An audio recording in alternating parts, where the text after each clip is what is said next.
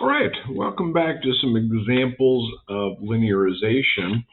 And we're going to look at the function square root of 1 plus x. And of course, we know that the square root of 1 plus x looks like this. And we're going to approximate the square root of 1.02. So we're going to approximate this value right here. And yes. All right. So let's take a look. First of all, we know that a is equal to 0 because we're told x equals 0. F of a equals the square root of 1, which is 1. F prime of x, the derivative, is 1/2 times 1 plus x to the negative 1/2, which means 1/2 root 1 plus x. So f prime of 0 is going to just be 1/2.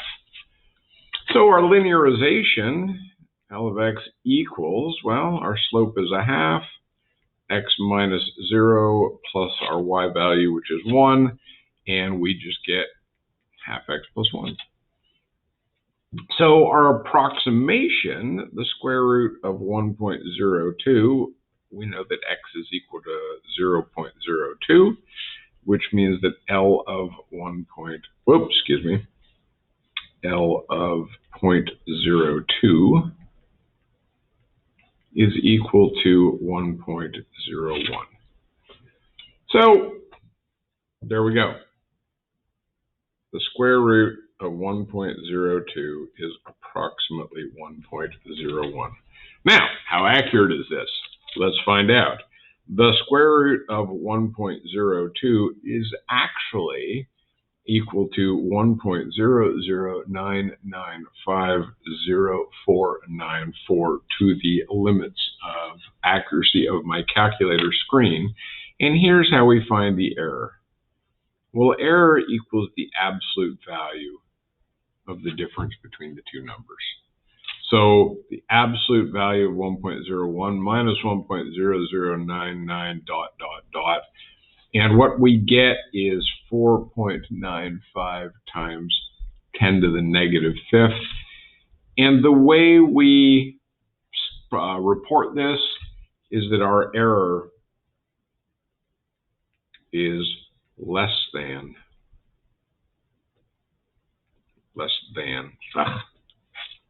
should be less than 10 to the negative 4. Something times 10 to the negative 5 is less than 10 to the negative 4. That's pretty darn accurate. 0.0001 accuracy. Is that right? 0.023. Yeah. Less than 0.0001 error. Not too bad. Why don't you guys in my classes go ahead and do exercise 1.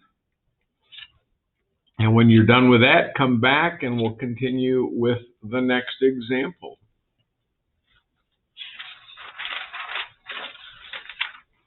All right, so our next example, f of x, example 2.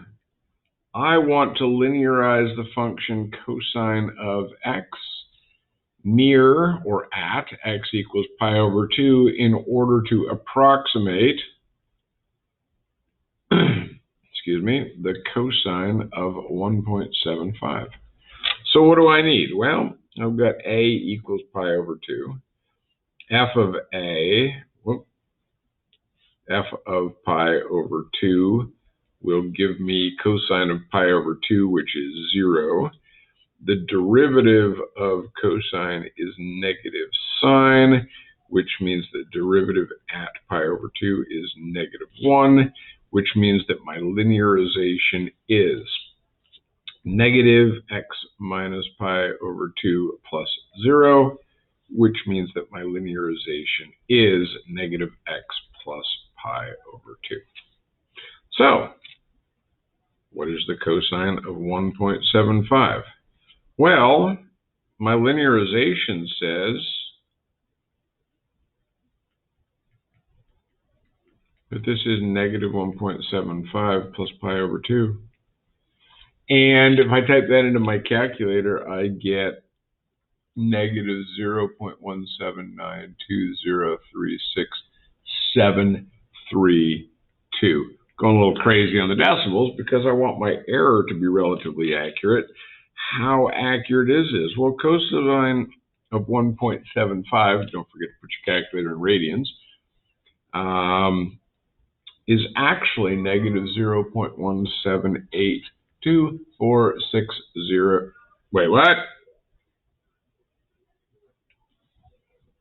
Gah. 460556. Error is the absolute value of the difference between the two. And when I take the difference and find the absolute value, I get 9.576 times 10 to the negative 4, which means that my error is less than 10 to the negative 3. Not too shabby. And so my approximation of cosine near x equals pi over 2 is just negative x plus pi over 2. All right. For my students, why don't you go ahead and do exercise 3 in, exercise 5 in the book. When you're done with that, come back and we'll have one more example. All right, welcome back to example 3. And the linearization of the square root of 1 plus x that we did earlier is actually a specific version of a rule. And here's the rule that 1 plus x to the k is approximately equal to 1 plus kx. Now, we did square root, which is a half. We came up with 1 plus 1/2, our value of x. But this is actually true for any power of 1 plus x. So let's look at a couple examples. First off, the cube root of 1 minus x. Well, let's rewrite this as 1 plus x to the power of k. And what we get is we get 1 plus negative x to the 1/3, which means that we can approximate this as 1 minus 1/3 x. Let's try it. The cube root of 0.99. This is 1 plus negative 0.01 to the 1/3, which means that this is approximately 1 minus 1/3 of 0.01. And that is 0.9966666. It doesn't matter. The cube root of 0.99 is actually 0.9966554,934. And as you can see, my error starts here in the 5th decimal.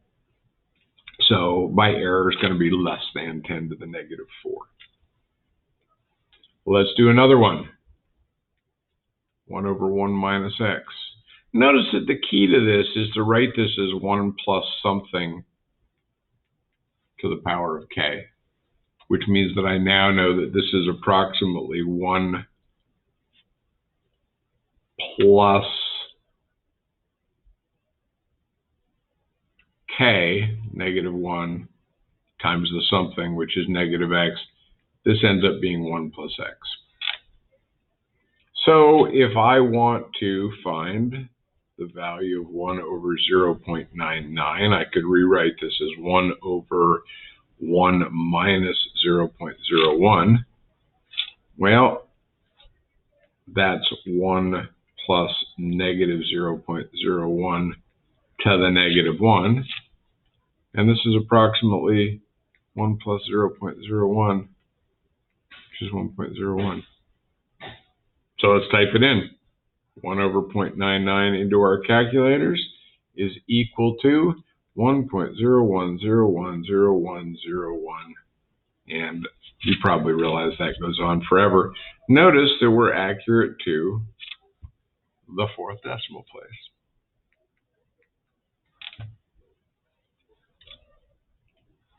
All right, next example. Square root of 1 plus 5x to the 4th. Notice that they're getting more complicated. This is 1 plus 5x to the 4th to the 1/2. So there's my k, 1/2. And there's my something that I'm adding. So my linear approximation is 1 plus 1/2 of my something. So let's find the square root of 1.0005. Well, this is x equal to 0.1. K, again, is equal to 1/2. And we can approximate this as 1 plus x.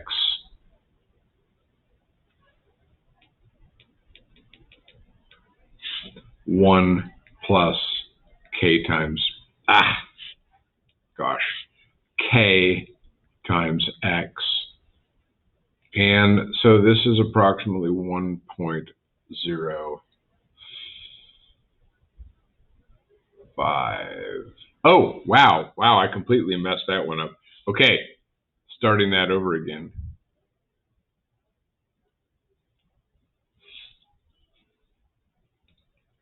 One plus k times 5x to the 4th, which is actually 1.00025. This is, I did the same thing I was about to warn you against, is making sure that this has to be the something, not just x. And then I went ahead and typed it in because I was looking back and forth between my notes and my screen. So what's the actual square root of 1.0005? Well, typing that into my calculator, I get 1.000249969. And notice that rounded, it's accurate to about there. So we're talking 1, 2, 3, 4, 5, almost 6 decimal places. And you could calculate the error again by taking the absolute value of the difference. All right. I am going to tell you, my class, to go ahead and do exercise 9 in your book. I'm going to stop this video. I do have some more examples of linearization. I don't want to make the videos too long, and I think this one has gone as long as it needs to. Let's quickly recap. Linearization, L of x, is the derivative at a times x minus a plus f of a. That's just a point slope form for a close to some value, or for x close to a. And it looks like I need to run because I've got another class coming in. I will come back with more examples and more recap in the next video.